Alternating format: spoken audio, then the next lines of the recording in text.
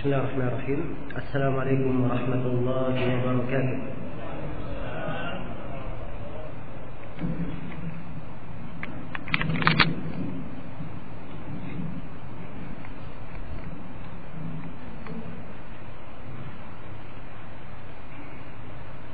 Alhamdulillahi ala ihsani wasyukru lahu ala tawfiqihi wa judihi wa imtinanihi.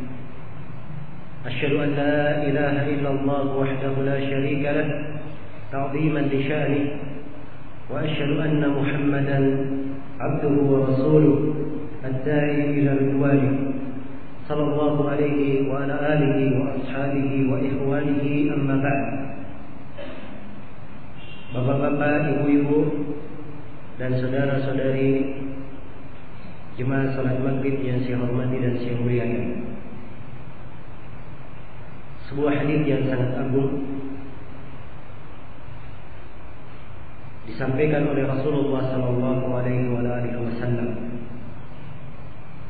penuh dengan keutamaan, penuh dengan hikmah dan renungan. Hadis ini adalah hadis yang mengingatkan akan kehidupan akhirat. Hadis yang harusnya selalu menjadi motivasi untuk setiap muslim dan muslimah guna mempersiapkan bekalnya. Hadis yang saya maksudkan adalah hadis dalam riwayat Bukhari dan Muslim dari sahabat yang bernama Abu Hurairah radhiyallahu taala anhu.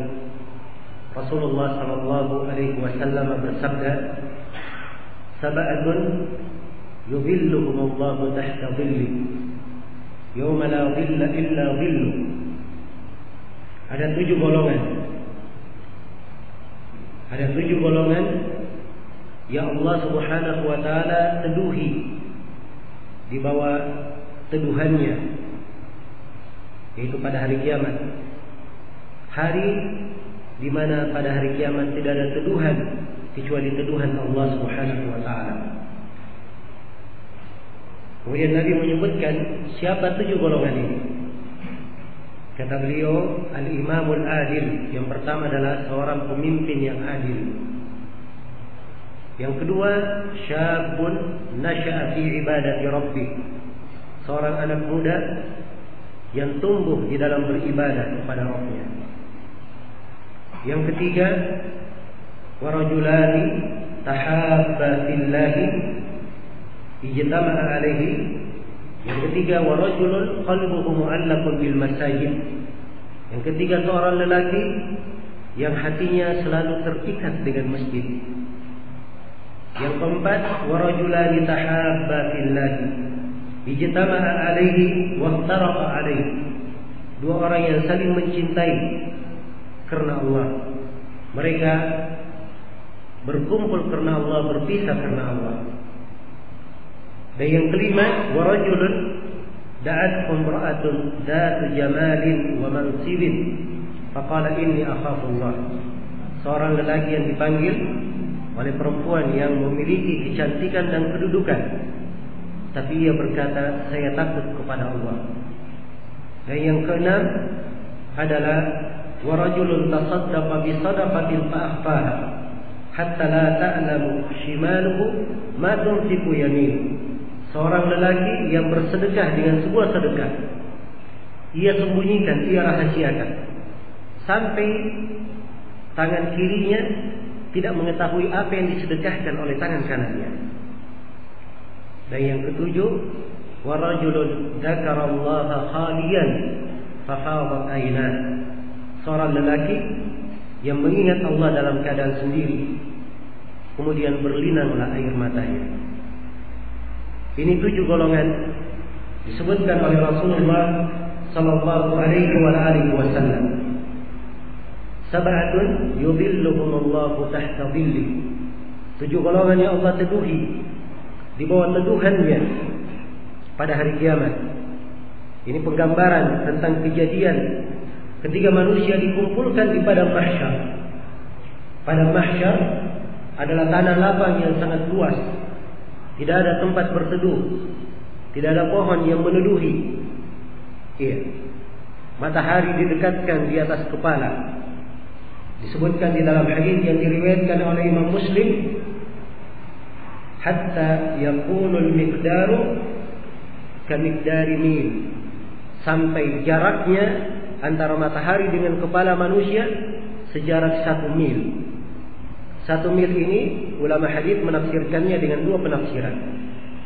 Ada yang menafsirkan 1 mil adalah setinggi jarum, yang jarum ini tingginya seperti 1 telapak tangan.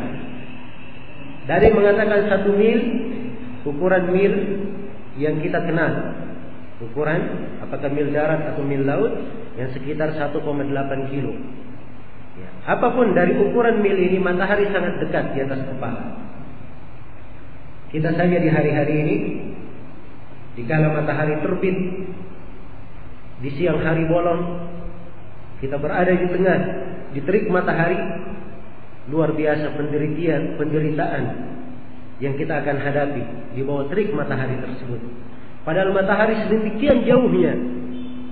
Dan ini pada hari kiamat, matahari sekadar 1 mil.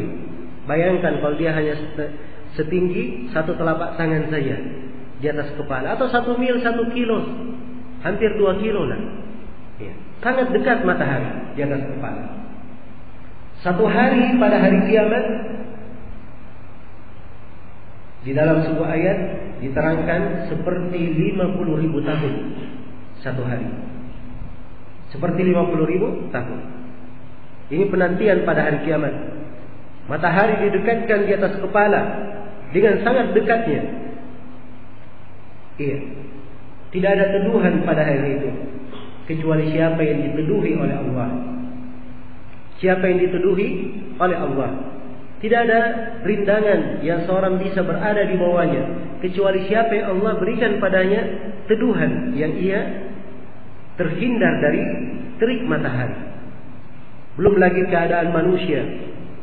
Seluruh manusia dibangkitkan dari awal sampai akhirnya. Nabi menjelaskan, mereka dibangkitkan dalam keadaan tidak berpakaian, tidak beralas kaki, dan belum dihitan. Aisyah pernah bertanya, ya Rasulullah, kalau begitu mereka akan saling melihat. Kata Nabi, wahai Aisyah, al-amru asyaddu min dalik. Perkara pada hari itu lebih dahsyat daripada itu. Tidak ada kesempatan untuk saling melihat kepada siapa yang di sampingnya, karena dahsyatnya hari kiamat. Kengerian yang sangat dahsyat. Sampai para nabi, ketika mereka didatangi oleh manusia agar supaya memohon kepada Allah hisab dipersegera, mereka berkata, sesungguhnya Rabbku pada hari ini telah murka dengan sebuah kemurkaan yang tidak pernah Allah murka sebelumnya seperti ini. Dan aku pernah berbuat kesalahan. Nabi Adam berkata, menyebutkan kesalahannya. Maka pada hari ini saya memikirkan diriku, nafsi, nafsi, nafsi. Diriku dan diriku yang saya pikirkan. Seluruh Nabi dan Rasul hanya memikirkan dirinya, kecuali Nabi Muhammad, beliau yang berdiri kepada Allah, kemudian memohon kepada Allah agar supaya hisab dipersegera. Inilah keadaan pada hari kiamat. Hari tidak ada teduhan kecuali teduhan Allah Subhanahu wa ta'ala.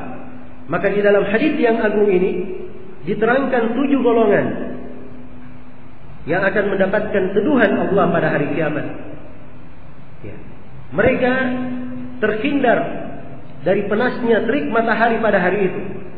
Di mana manusia di padang mahsyar mereka berkeringat. Ada yang keringatnya sampai menutupi mata kakinya. Ada yang keringatnya sampai menutupi lututnya. Ada yang sampai ke pinggangnya. Dan ada yang ditenggelamkan oleh keringatnya. Dalam riwayat yang lain disebutkan bahwa keringat itu masuk ke dalam bumi sepanjang 70 hasta. Ada yang menutupi sampai ke telinga, ada yang sampai ke leher. Perhatikan bagaimana dahsyatnya keadaan pada hari itu, dan bagaimana mengerikannya kondisi manusia tatkala mereka semua dari awal sampai akhirnya berdiri kepada Allah, bersiap untuk mempertanggungjawabkan seluruh amalan yang mereka lakukan di dunia. Saat-saat penantian untuk menentukan siapa yang merupakan penghuni surga dan siapa yang merupakan penghuni neraka. Saat-saat penantian untuk melihat hisab dan catatan amalan yang dilakukan di dunia. Maka pada hari yang sangat dahsyat ini, Rasulullah mengabarkan ada 7 golongan dituduhi oleh Allah di bawah tuduhannya pada hari kiamat. Ya, mereka terhindar dari teriknya matahari. Dan penyebutan 7 golongan di dalam hadis ini bukan pembatasan. Sebab di dalam hadis yang lainnya diterangkan ada golongan-golongan yang lain selain daripada 7. Ya. Tapi Nabi di sini hanya ingin menjelaskan 7 saja di dalam hadis ini. Di dalam hadis ini disebutkan golongan yang pertama yang dituduhi oleh Allah adalah al-imamul adil. Yang pertama, sebelum saya mulai menjelaskan, mungkin tadi kita dengarkan dari potongan hadis kebanyakannya dengan lafaz laki-laki. Ya, ini biasa di dalam penggunaan hadis. Kadang disebutkan laki-laki bukan artinya khusus untuk laki-laki saja. Karena syariat kita itu berlaku untuk laki-laki dan perempuan.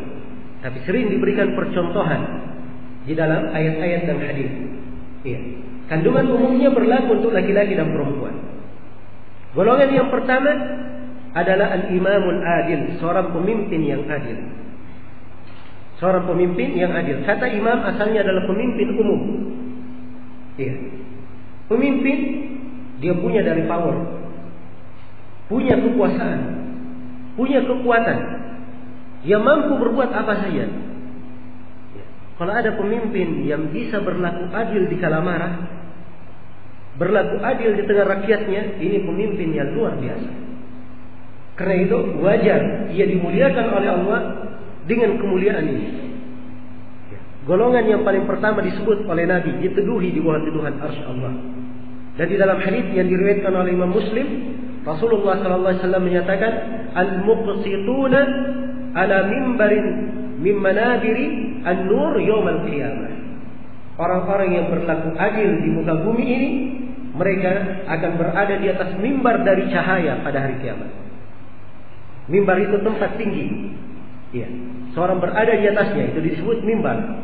Orang yang berbuat adil ini diberikan kedudukan khusus oleh Allah, mimbar dari cahaya, supaya orang tahu inilah orang-orang yang berlaku adil. Nampak bagaimana kemuliaan mereka di sisi Allah pada hari kiamat. Belum lagi mereka dituduhi oleh Allah Subhanahu wa taala di bawah tuduhan arsy-Nya. Di bawah tuduhan arsy-Nya. Karena itulah keadilan dituntut pada diri kita semua. Memang hadis ini berkaitan dengan pemimpin yang adil. Tapi bukan artinya kepala keluarga yang berlaku adil, orang yang memiliki tanggung jawab di kantornya dan dia berlaku adil tidak mendapatkan keutamaan ini. Dia juga mendapatkannya. Sebab secara umum di dalam syariat kita, keadilan adalah hal yang dituntut. Allah berfirman, wa idza qultum fa'dilu. Apabila kalian berucap, maka berucaplah dengan keadilan. Wala yajrimannakum syana'anu qaumin ala an la ta'dilu i'dilu huwa aqrabu littaqwa. Jangan sekali-sekali kebencian kalian kepada satu kaum membuat kalian tidak berlaku adil. Berlaku adillah kalian. Sesungguhnya keadilan itu mendekati ketakwaan. Keadilan mendekati ketakwaan. Dan banyak lagi ayat-ayat dan hadis Rasulullah sallallahu alaihi wasallam yang menjelaskan keutamaan orang yang berlaku adil. Demikian pula seorang ibu rumah tangga di rumahnya, dia berlaku adil di tengah anak-anaknya. Keadilan ini memberi manfaat baginya, hal yang sangat membawa kebaikan untuknya. Maka di sini Rasulullah sallallahu alaihi wasallam bersabda, golongan yang pertama yang dituduhi di bawah tuduhan arsy-Nya adalah al-imamul adil, pemimpin yang adil. Kemudian yang kedua, kata Nabi sallallahu alaihi wasallam, wa syabun nasha'a fi ibadati rabbi, dan seorang anak muda yang tumbuh dalam beribadah kepada Rabb-Nya.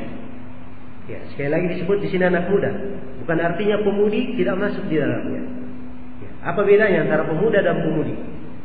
Sebab maksud yang diinginkan ini anak muda luar biasa. Biasanya anak muda di umurnya sebagai pemuda ada kecenderungan dan kesenangan, sebagaimana umumnya anak-anak muda. Iya. Lebih banyak menganggap bahwa hidup ini banyak keluasan. Ya, umur masih panjang. Tapi ini anak muda luar biasa. Dia dari semenjak mudanya sudah tumbuh untuk beribadah kepada Rabbnya. Dia menggunakan waktunya untuk beribadah kepada Rabbnya. Karena itulah Allah Subhanahu wa taala memberikan keutamaan khusus untuknya. Diteduhi oleh Allah di bawah teduhan Arsy. Ya. Dan ini anak-anak muda yang seperti ini adalah harapan bagi umat. Harapan bagi umat. Karena itu Nabi SAW sangat serius di dalam membimbing anak-anak muda. Sebab mereka adalah generasi umat, pelanjut di tengah umat, harapan bagi umat ini. Kalau anak-anak kita, generasi muda kita biarkan, maka ini adalah sebab datangnya kejelekan di tengah umat. Karena mereka adalah pewaris umat di masa mendatang. Karena itu anak-anak muda hendaknya selalu dididik dengan pendidikan yang menyebabkan mereka selalu beriman dan bertakwa kepada Allah. Mengerti bagaimana cara memanfaatkan kebaikan dan bagaimana cara menghindarkan diri dari kejelekan. Iya.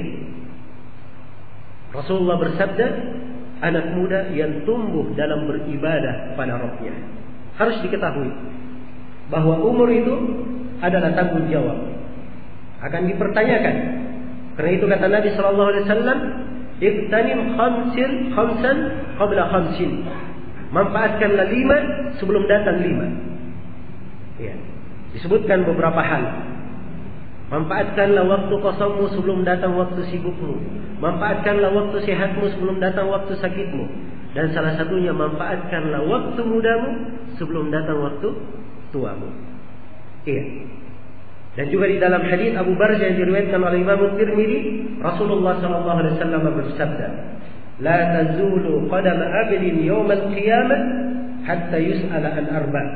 Tidak akan bergerak 2 kaki seorang hamba pada hari kiamat sampai ia menjawab 4 pertanyaan. Di antara pertanyaan yang diajukan, an umrihi fima afna, tentang umurnya di mana dia habiskan. Yang kedua, an syababihi fima abla, tentang waktu mudanya di mana dia usangkan. Dikhususkan waktu muda bagian dari umur, tapi dikhususkan pertanyaan karena memang pada waktu usia muda ada tanggung jawab yang harus dipertanggungjawabkan. Iya. Karena itulah anak muda yang tumbuh dalam keadaan beribadah kepada Rabbnya, ini adalah anak muda yang diharapkan kebaikan untuknya di dunia dan di akhirat, dan diharapkan ia adalah penerus terbaik di tengah umat. Karena itulah dari kewajiban kita semua, kita berusaha untuk mendidik anak-anak kita tumbuh dalam keadaan beribadah kepada Rabbnya. Ia mengenal apa agamanya. Sebab seorang yang mengenal agamanya itu pasti akan baik dunia dan akhiratnya. Agama itu tidak pernah bertentangan dengan kehidupan dunia. Bahkan agama akan mengontrol kehidupan dunia seorang hamba dan menjadikan keduniaan hamba itu menjadi lebih sejahtera dan lebih baik. Jangan dikira bahwa agama tidak mengatur perkara rezeki. Jangan dikira bahwa agama itu bertentangan dengan kemajuan. Ya. Justru agama ini adalah hal yang mengatur kebaikan dunia manusia. Sepanjang manusia berpegang dengan agama, maka Allah akan memperbaiki dunia dan memperbaiki akhirat mereka. Iya. Maka ini golongan yang kedua yang disebutkan oleh Rasulullah SAW. Anak muda yang tumbuh dalam keadaan beribadah kepada Rabbnya. Sekali lagi, masuk di dalamnya pemuda dan masuk pula di dalamnya pemudi. Tidak ada perbedaan.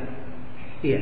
Pemuda dan pemudi, semuanya adalah harapan di tengah umat ini, dan semuanya adalah tanggung jawab di tengah umat ini. Kemudian yang ketiga, Rasulullah bersabda, "Wa rajulun qalbuhu mu'allaqun bil masajid." Dan seorang lelaki hatinya selalu tergantung di masjid, terikat di masjid. Masjid ini adalah tempat yang agung.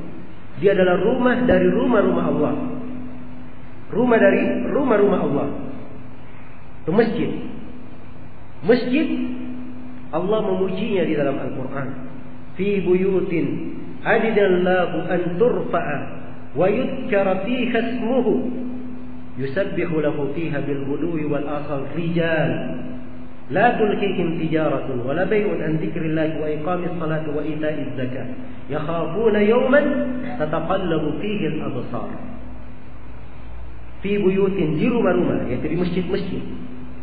Allah telah izinkan, telah tentukan untuk diangkat masjid-masjid ini, ditinggikan. Jadi masjid sangat ditinggikan di dalam syariat kita, diagungkan di dalam syariat kita. Karena itulah orang yang duduk di masjid, yang membaca kitab Allah, saling mempelajarinya, diterangkan di dalam hadis, nazalat alaihimus sakinah, turun kepada mereka ketenangan, wa ghasyiyatkumur rahmah, diliputi oleh rahmat, wa haffatkumul malaika, dinaungi oleh para malaikat, wa dzakarakumullahu fi man inda, Allah akan menyebut orang yang hadir di masjid itu, di majelis ilmu itu, di depan para malaikatnya dibanggakan. Iya. Orang yang duduk di masjid, dia menunggu dari sebuah solat ke solat berikutnya. Kalau dia duduk saja, tidak membaca apa-apa, hanya sekedar duduk menunggu, itu dia dapat pahala seperti orang yang sedang solat hingga masuk waktu solat. Iya. Masjid ini dimaklumi kedudukannya di dalam Islam. Dari masjidlah Nabi Shallallahu Alaihi Wasallam menyebarkan Islam. Ingat awal kali beliau hijrah ke Madinah, apa yang beliau pertama kali bangun? Bukan rumah beliau, tapi yang beliau bangun pertama kali adalah apa? Masjid Kuba. Ya. Ini karena pentingnya masjid untuk kaum muslimin. Karena itu harus diketahui bahwa masjid adalah rumah yang telah diagungkan di sisi Allah. Ya. Adinallahu an turfa wa yudkaru fiha ismuhu, dan disebut nama Allah di dalamnya. Masjid adalah tempat menyebut nama Allah, mengagungkan dan membesarkan Allah. Yusabbihu lahu fiha bil ghudwi wal asal. Di mana di dalam masjid ini dilakukan tasbih di pagi dan petang. Oleh siapa? Rijalun. Disebutkan bahasa ayat ya, dilakukan oleh sekelompok lelaki. Disebutkan dengan bahasa laki-laki. Karena ini tidak semua orang mampu melakukannya. Iya. Artinya perlu kesungguhan. Siapa yang menegakkan, memuliakannya, mendapatkan keutamaan ini, perlu kesungguhan, perlu upaya. Harus meluangkan waktu. Ya. Rijalun la tulhihim tijaratun wala bai'un. Para laki yang tidak pernah dilalaikan oleh perniagaan jual beli. Ya, mereka tidak dilalaikan dari zikir, dari salat. Mereka selalu takut mengingat sebuah hari, yaitu hari kiamat, hari di mana pandangan mata terbelalak menyaksikan hari yang mengerikan tersebut. Ya. Maka anak-anak muda atau orang yang hatinya selalu terikat dengan masjid, ini adalah golongan yang ketiga yang disebutkan oleh Rasulullah SAW sebagai orang yang dituduhi di bawah tuduhannya pada hari kiamat. Iya, manusia dalam keadaan tertimpa terik matahari, mereka mendapatkan tuduhan dari sisi Allah. Mereka sejuk di bawah tuduhan tersebut.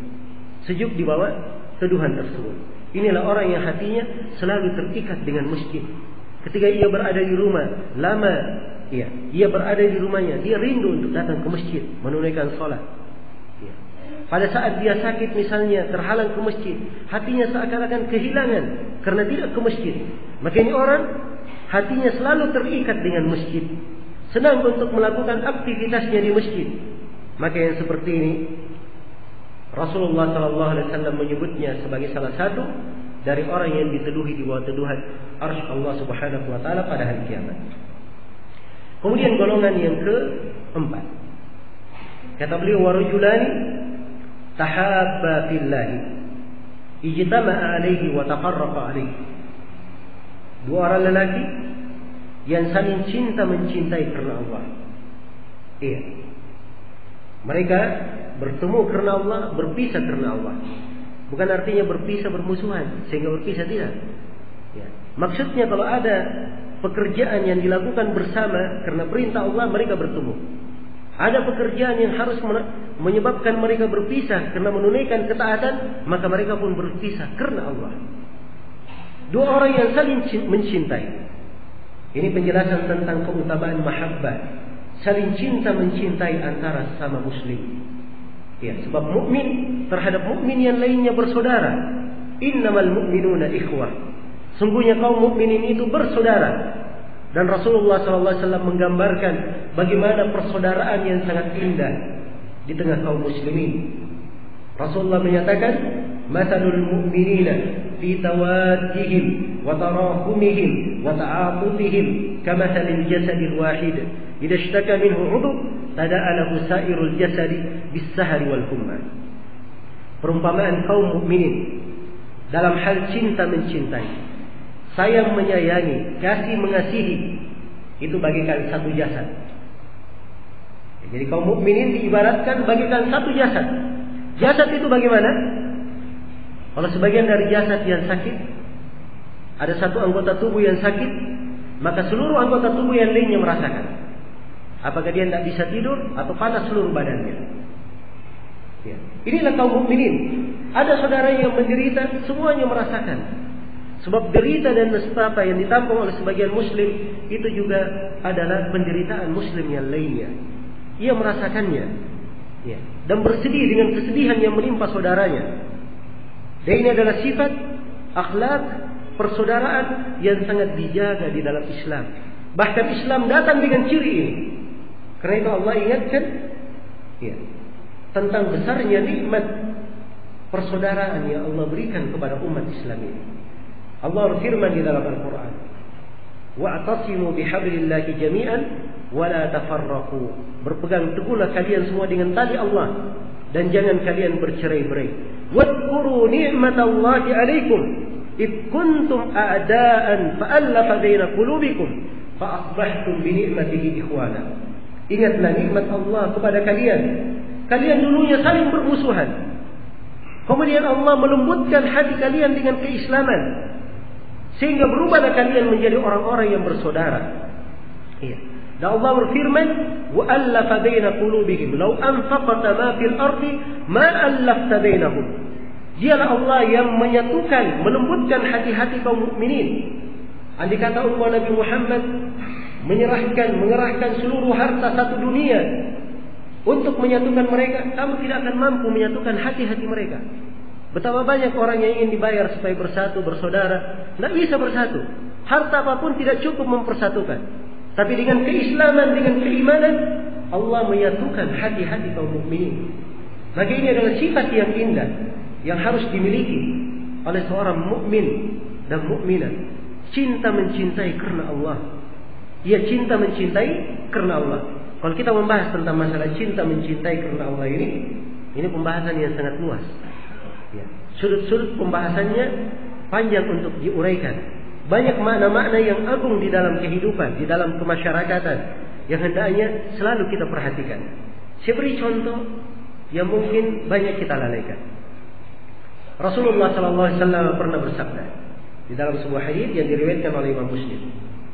Kata beliau, la tadkhulul jannata hatta tu'minu. Kalian tidak akan masuk surga sampai kalian beriman. Ya.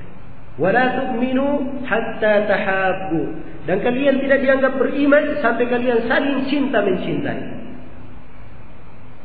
Kemudian Nabi berkata, ala adullukum ala syai'in idza fa'altumuhu tahabbtum. Inginkah kalian aku tunjukkan sebuah amalan, kalau kalian lakukan kalian akan saling cinta mencintai? Nabi berkata, afshus salama bainakum.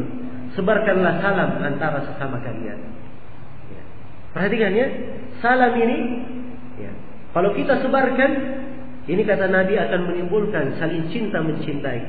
Ya. Tapi subhanallah di masa ini banyak dari orang mengeluhkan, kenapa saya sering salam, tapi saya juga tidak cinta kepada saudaraku. Ya.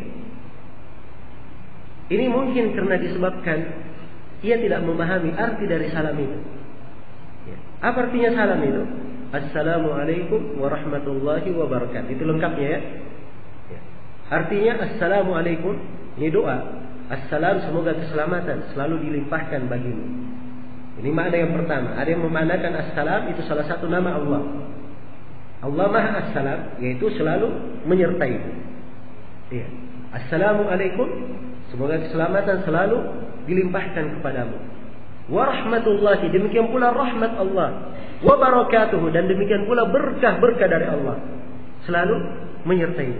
Ini kalau seorang mukmin dia baca salam ini, dia pahami maknanya dan memang dia berdoa itu untuk saudaranya, kira-kira ini menunjukkan kecintaan kepada saudaranya atau tidak? Kecintaan untuk saudaranya. Demikian pula saudaranya, ketika dia mendengar didoakan, diucapkan padanya salam, dia menjawab waalaikumsalam warahmatullahi wabarakatuh. pasti akan tertanam kecintaan antara sesama mereka. Tapi yang menjadi masalah, si A ketemu dengan si B, ya, saya tidak ada urusan sama kamu, ya, lewat saja, ya. Kadang bertetangga, tetapi subhanallah salam pun tidak ada, ya. Kadang bertemu, tapi sekarang sudah banyak yang diganti, salamnya diganti menjadi halo, ya, diganti menjadi hi, ya, how are you, ya. Dan selainnya dari bahasa-bahasa yang kadang sering kita dengarkan, ya. Padahal subhanallah, kalau dia menyebarkan salam ini, assalamualaikum warahmatullahi wabarakatuh, pasti akan tercipta kebaikan di tengah mereka. Maka ini dari hal yang menunjukkan keindahan Islam kita. Banyak lagi sudut dari sudut-sudut Islam yang akan menimbulkan kasih sayang dan kecintaan antara sesama muslim dan mukmin. Apabila dia cinta kepada saudaranya, disinilah letak kekuatan mereka. Karena itu Rasulullah SAW bersabda dalam hadits Abu Musa riwayat Bukhari dan Muslim, "Matsalul mu'minu lil mu'min kal bunyan yashuddu ba'dahu ba'dha." Seorang mukmin bagi mukmin yang lainnya itu bagikan bangunan. Sebagian dari mereka menguatkan sebagian yang lainnya. Dan di dalam hadits Anas bin Malik riwayat Al-Bukhari, Rasulullah SAW bersabda, "Hal tunsaruna wa turzaquna illa bi du'afaikum." Tidaklah kalian mendapatkan pertolongan dan tidaklah kalian mendapatkan rezeki kecuali kalau kalian perhatian dengan orang-orang yang lemah di antara kalian. Ya.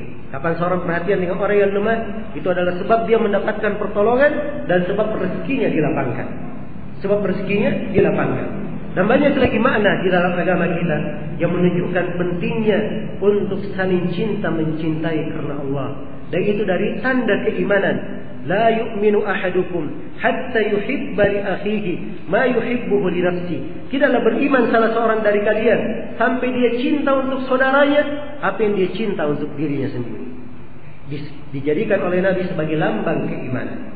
Karena itu orang yang saling mencintai karena Allah disebutkan di golongan yang keempat sebagai orang yang diteduhi di bawah teduhan arsy, di bawah teduhan Allah Subhanahu wa taala hari tatkala tidak ada teduhan kecuali teduhan Allah Subhanahu wa taala pada hari kiamat.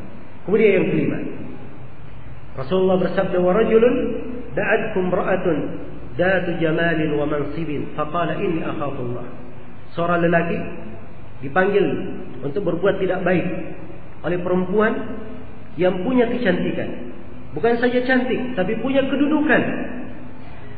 Ya, namun laki-laki ini berkata apa? Saya takut kepada Allah. Dia tidak mau karena takut kepada Allah. Dan ini tidak berlaku pada laki-laki saja. Demikian pula perempuan. Ya. Kalau misalnya ada yang memanggilnya, ada orang yang memiliki ketampanan dan kedudukan, dia berkata saya takut kepada Allah, maka sama kedudukannya.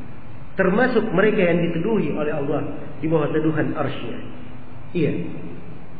Ini golongan yang kelima ini adalah hal yang melambangkan ketakwaan pada diri. Bagaimana ia takut kepada Allah Subhanahu wa taala. Dipanggil berbuat kejelekan, tapi subhanallah dia takut kepada Allah. Ya, saya ingin membawakan di sini kisah Nabi Yusuf supaya menjadi renungan bagi kita semua. Ya, perhatikan Nabi Yusuf ya, yang berada di rumah seorang pembesar di Mesir. Istrinya sangat cantik sekali. Istri pembesar ini kalau di buku-buku biasanya disebut dengan nama Zulaikha. Ya. Tapi ini dalam kisah Israiliyah ya. Ya. Baik. Jadi istri dari pembesar ini memanggil Nabi Yusuf, mengajaknya untuk berbuat yang tidak baik. Ya. Bahkan pintu sudah ditutup. Ya. Dan ia sudah mengajak, dia berkata, "Hai talak, ayo datang ke sini." Ya, saya sudah membuka seluruhnya. Perhatikan. Tapi apa yang dilakukan oleh Nabi Yusuf alaihissalam? Perhatikan Nabi Yusuf, ya posisi beliau. Ya. Kalau beliau ingin melakukannya, beliau di situ adalah orang asing di negeri itu, bukan penduduk negeri. Kalau dia berbuat jelek, bisa saja dia pergi. Ya. Kemudian, dia bukan penghuni, tidak ada sanak familinya di sekitar situ. Dia hanya berdua. Semua sebab-sebab kejelekan terkumpul di situ bisa dia melakukan, tapi Nabi Yusuf tidak melakukannya. Ya. Tidak melakukannya. Allah Subhanahu wa taala memalingkan kejelekan dari beliau. Allah terangkan innahu min ibadinal mukhlasin. Sungguhnya Nabi Yusuf ini dari hamba kami yang sangat ikhlas, Karena keikhlasan beliau, Allah menjaganya dari segala kejelekan. Dijaga dari segala kejelekan. Ini sifat orang-orang yang takut kepada Allah Subhanahu wa ta'ala. Ini. Maka siapa yang keadaannya seperti ini adalah amalan yang sangat salih, yang mendekatkannya kepada Allah. Karena itu wajar ya, ia dimuliakan sebagai salah satu dari 7 golongan yang diteduhi oleh Allah Subhanahu wa ta'ala di bawah teduhan arsy-Nya. Pada hari ini kita melihat ya, kehormatan, dan kadang kita melihat banyak dari harga diri yang harusnya dijaga oleh sebagian manusia itu digampangkan, dijadikan sebagai perkara yang biasa, hal yang murah, kadang dianggap sebagai sebuah kemajuan, ya, sebuah peradaban, ya. Dan ini adalah perkara yang hendaknya dijaga oleh setiap muslim dan muslimah. Muslim dan muslimah, mereka terdidik dengan pendidikan agama. Pendidikan agama ini kemuliaan bagi mereka. Kemuliaan bagi mereka. Allah memuliakan umat Islam. Tidak pernah ada yang memuliakan manusia sebagaimana Islam memuliakan umatnya. Karena itulah kalau kita berpegang dengan tuntunan-tuntunan kita, padanya ada kemuliaan dan kebaikan. Kemudian yang keenam dari golongan yang dituduhi, Rasulullah menyebutkan, warajulun tasaddaqa bi sadaqatin fa akhfaha hatta la ta'lamu shimaluhu ma tunfiqu yaminuhu. Seorang lelaki bersedekah dengan sebuah sedekah, dia sembunyikan, dia rahasiakan, sampai tangan kirinya saja tidak tahu apa yang disedekahkan oleh tangan kanannya, saking tersembunyinya. Iya. Ini keutamaan seorang yang beramal, dia ikhlas dalam beramal, dia jaga keikhlasannya. Ya, bukan artinya seorang itu kalau mau bersedekah tidak boleh dilihat orang, tidak. Sebab sedekah itu beraneka ragam. Yang penting di sini dia jaga keikhlasan. Ada bentuk dari sedekah kadang harus dia tampakkan bahwa dia bersedekah. Ya, misalnya dia dituduh tidak mengeluarkan zakat. Ya, dia keluarkan zakat, dilihat oleh orang supaya dia tahu bahwa dia apa? Menunaikan kewajiban. Ini tidak ada masalah. Sebab kadang di dalam hukum Islam, di dalam masalah zakat, zakat itu dipungut. Ya. Bentuknya kewajiban. Pemerintah kadang mengirim orang untuk menjemput kewajiban zakat itu dalam hukum Islam kalau diterapkan. Ya, tapi ini kadang seorang mengeluarkannya dia tidak ingin ditahu, maka ini tidak berlaku. Dia tetap wajib mengeluarkan sebab hukum adalah wajib baginya pada zakat yang dihitung. Maka kadang harus ditampakkan. Karena itulah yang dimaksudkan di dalam hadis bahwa seorang ketika dia bersedekah, dia betul-betul menjaga keikhlasannya. Menjaga keikhlasannya sampai orang yang digambarkan tangan kanannya dia bersedekah dengan tangan kanannya sampai tangan kirinya tidak tahu apa yang disedekahkan, apa yang dia sedekahkan. Dan ini adalah sifat seorang hamba yang selalu berbuat kebaikan, memberikan manfaat bagi manusia. Walaupun manusia tidak tahu memberi manfaat, tapi dia tetap melakukannya, memberi manfaat. Sebab memang maksudnya dia berbuat karena Allah, bukan karena manusia. Berbeda dengan orang yang berbuat karena manusia, dia akan ingin dilihat oleh manusia, mencari pandangan manusia dan seterusnya.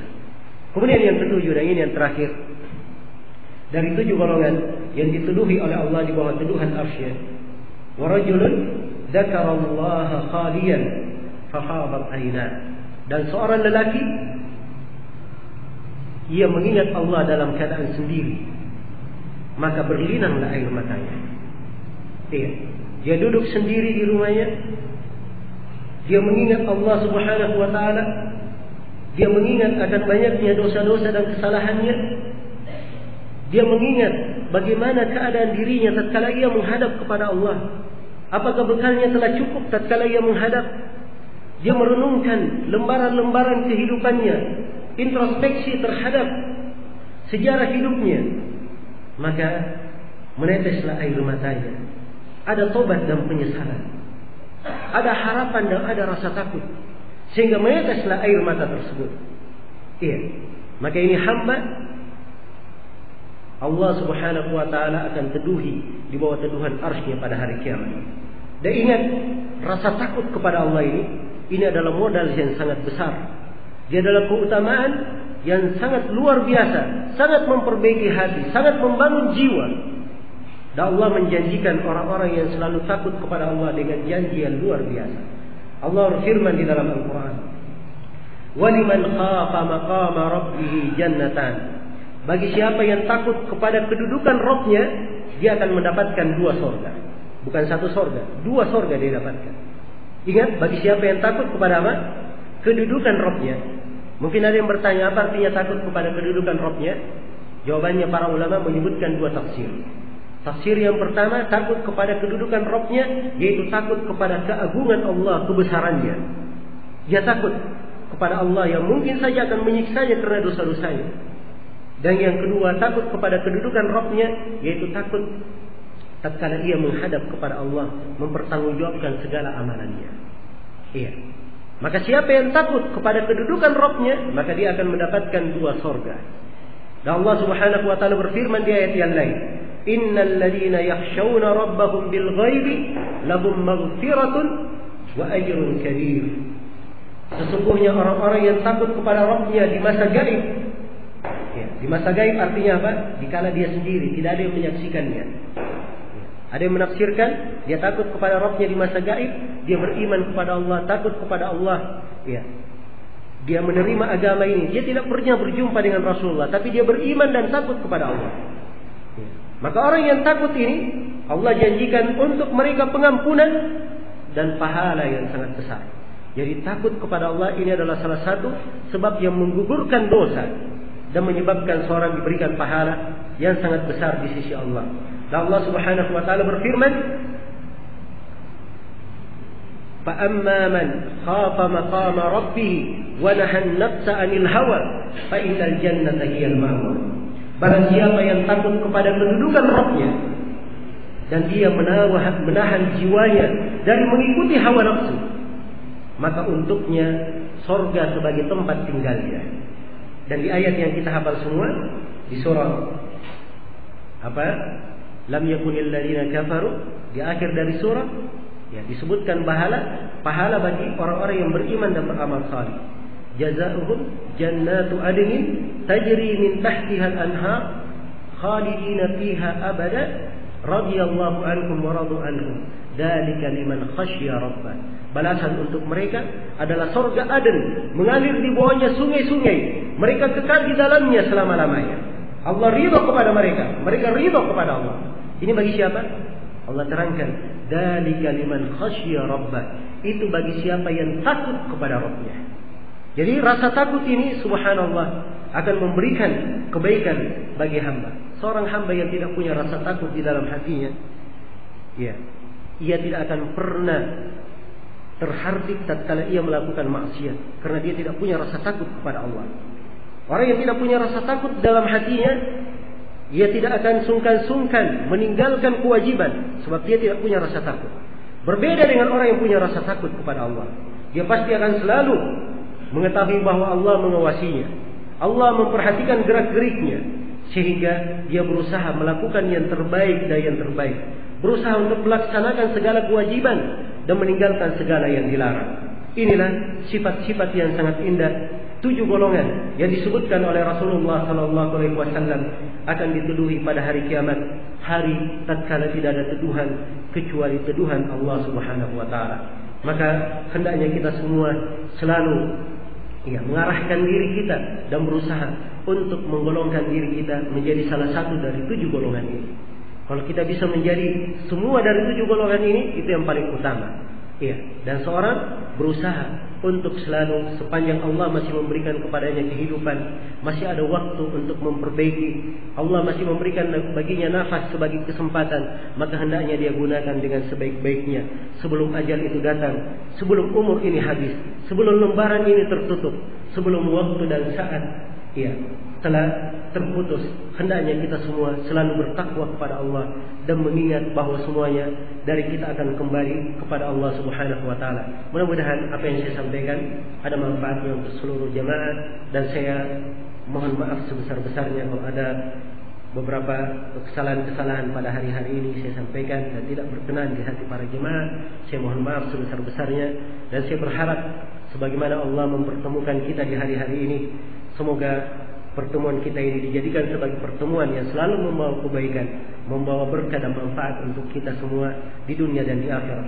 Dan saya bermohon kepada Allah, semoga kita selalu dipertemukan sebagai hamba-hambanya yang selalu mengingat kepada Allah, selalu bertakwa kepadanya, Kalau kita dipertemukan di dunia ini dalam kebaikan, maka saya bermohon kepada Allah, semoga di hari kiamat nanti kita bertemukan oleh Allah di surganya yang penuh dengan kebaikan dan penuh dengan kenikmatan. Innahu waliyyu dzalika wal qadiru alaihi. Subhanakallahumma bihamdik, asyhadu an la ilaha illa anta, astaghfiruka wa atubu ilaik. Wa akhiru da'wana alhamdulillahi rabbil alamin.